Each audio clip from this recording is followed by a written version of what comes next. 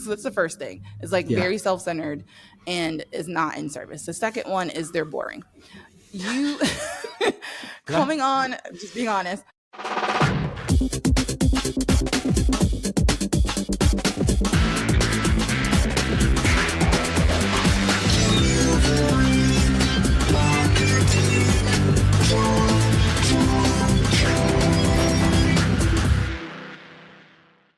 Hey there, and welcome to a brand new episode of Delivering Marketing Joy. I am your host, Kirby Hausman. Joining me today is a brand new rock star. Super excited to dive in today. She's the CEO and founder of Podcast Pitching Society, Carrolee Moore. Thanks so much for joining me. Thank you so much for having me, Kirby. I'm excited for this conversation. Yeah, me too. So you've talked about the currency of visibility. I thought that was really interesting, and how true visibility is about trust, but not popularity. And I thought that was an important distinction. So can you explain what you mean by that and why so many people get this wrong? Yeah. Okay. So I'm going to give an example. And so go with me. The example I like to give is that Miley Cyrus is an actress, right? Yeah. Yep. Super popular. She's an actress. And then you have someone like a Meryl Streep or a Viola Davis, who's also an actress. If you're an expert, you want to go for the Viola Davis and the Meryl Streep, because though they might not be as popular, they're respected. Yeah. And they're trusted in their craft, right? If you were going to ask an actress out of those two groups to teach the mastery of the art form, you're going to go with a person that is more trusted and more respected, even though Miley Cyrus is very popular.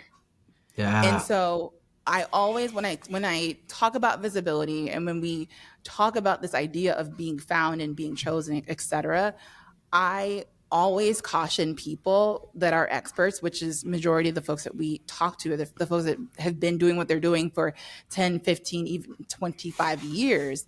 You are not supposed to be putting yourself out there the way that an influencer would. Okay. Because the goal is different. And so the currency of visibility, specifically for experts, is trust. That is what you should be trafficking in, not popularity. Right? That's really good. Yeah. Because the goal is different. That's a great distinction. And the thing is, you kind of emphasize that long form content builds that trust better than anything else. So why do you believe podcast guesting is one of the most effective ways to build that digital trust today? Sure. So the first one is time. And the second one is attention. Those two things, I would say, are the most expensive things right now, because of just how we've been at this point socialized with tech, where we are constantly it's like a dopamine hit every 2 seconds. And the way that they've actually built these apps is that people are scrolling. And so you're essentially trying to fight against human biology when you're trying to get someone to stop scrolling, versus if the person actually stops, finds an episode, reads the title, is interested in the topic, and now they're listening to you as the expert, and they're already bought in to, I want to learn from this person. You're already positioned, right, in a place of expertise because you're considered to be an expert because you're being brought on the podcast to talk about the thing. So now you have 45 minutes, 30 minutes for us is, much shorter. But imagine trying to get that on social media. How many reels they would have to kind of go through. And you're fighting between cat videos and people yelling at each other about politics. Like you are, it's a lot. Whereas for podcasts, you're able to quiet all that noise a little bit, and you're getting them while they're driving somewhere. You're getting them while they're, cooking, and they're listening and being able to like pause whatever they do. Wait, I need to write this down. This is awesome. I need to go get that person's book. You're able to, again, time, and then the attention, which is very, very expensive in today's market. And to be able to get that on a continuous basis, podcast guesting is amazing. And we're not even beginning to talk about the repurposing of the content. We're not beginning to talk about the fact that you can actually work on your messaging and figure out like what actually hits, because it's a longer term play. For an entire year. You could just be like, okay, if I say what I do this way, what do I see traction, right? Do I see the host be like, oh, wow, I never thought about it.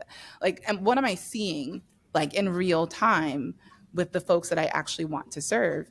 There's so many different things, but I think those two things stand out for me: time and attention. Yeah, and I've heard that, you think about the people that you trust the most are often the people that you spend the most time with. And so like Exactly. the concept of that long form, it's like, well, the more time you spend with people, the more they do build that trust. So I think I buy that completely. Yeah, it makes sense. We're doing a podcast, so that it makes sense. I would agree, right? In your note to me, you actually said most visibility strategies fail because they're missing one of 3 non-negotiables. Can you walk us through those 3 and why they matter? Absolutely. So the first one is you are self-centered. A lot of people, even in their pitches, are very much like, I'm wonderful. I went to this amazing school. I did this amazing thing. I've written these, and it's like nothing in there is saying, hey, I want to serve your audience with this information. And when we're done, they're going to know bop, bop, bop, bop, bop, and we're done. Right. So that's the first thing. It's like very self-centered and is not in service. The second one is they're boring. You coming on, just being honest, coming on a podcast and essentially being smart and impressing yourself. Okay. Yeah. But if you're trying to do this, and I'm assuming if you're listening to this, you're interested in a little bit in using it for lead gen or some level of business, you're going to have to learn how to have your voice have some movement in it, right? My regular voice is very monotone, right? And then I'm also Jamaican, so we talk a lot with our hands. But you're not going to be like the inflatable, whatever, while you're talking on a pod. Like there are things that you will have to do to ensure that, one, you're not boring, but you're also not like super extra. So really kind of making sure that you're preparing for the podcast is, I started by saying don't be boring, but a lot of it is just like prepare well. Don't wing it. So that's the second one. And the third one is I see a lot of people not leveraging the opportunity. And so the mistake that a lot of folks make is that they think visibility kind of stops at the appearance, whether you're doing a traditional media placement where you're going on TV or you're being featured in some kind of publication, or you're, again, setting for a podcast. This is not the end. In a lot of ways, this is just the beginning.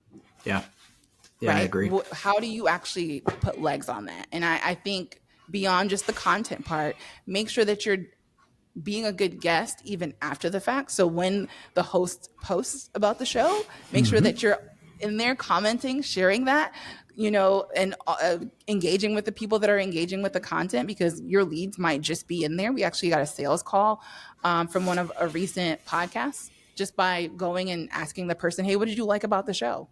And that conversation, true conversation, led to a sales call. You just never know. And there are ways for you to leverage this that has nothing to do with just kind of sitting and having a good conversation. Yeah, I'm often fascinated by that, like that, folks don't utilize the opportunity. Like, and I kind of compare it to when I'm doing speaking. Like at the end of each speaking thing, I do something that's a give. Here's my book. Here's this. Here's that you get. But I also do some capture of data so that I can follow up with people later. Why the hell else am I doing it? I want to serve for sure, but like the point of the exercise is to grow the network, right? Yeah, this is why my whole concept is called the currency of visibility. Like, what is the thing that's actually going to lead to some revenue in your business? This is not just for kind of play. Yes, it's fun. I always want to come and provide value, but at the end of the day, I'm a business owner, and whatever time I'm taking away from my business has to like make some kind of sense. Yeah, I think that's great advice, Carrolee. Okay, final question for you. You teach something called PowerPoints. Like it caught my attention, right? Yeah. So what are PowerPoints and how do they turn a standard interview into a business building opportunity? Yeah. So a A visibility PowerPoint is essentially the thing that it's, and I'm going to use mine for this example, the currency of visibility, right? That is my PowerPoint. My belief is that in order for experts to actually grow their business and grow their personal brand, they have to increase trust. And the way that you do that is by finding a way to get in front of your audience for a longer period of time and to also get their attention, et cetera, right? This idea for me makes sense because obviously I'm doing podcast guesting. It's all connected. And so every one of my answers that I give is around that. My pitch is around that.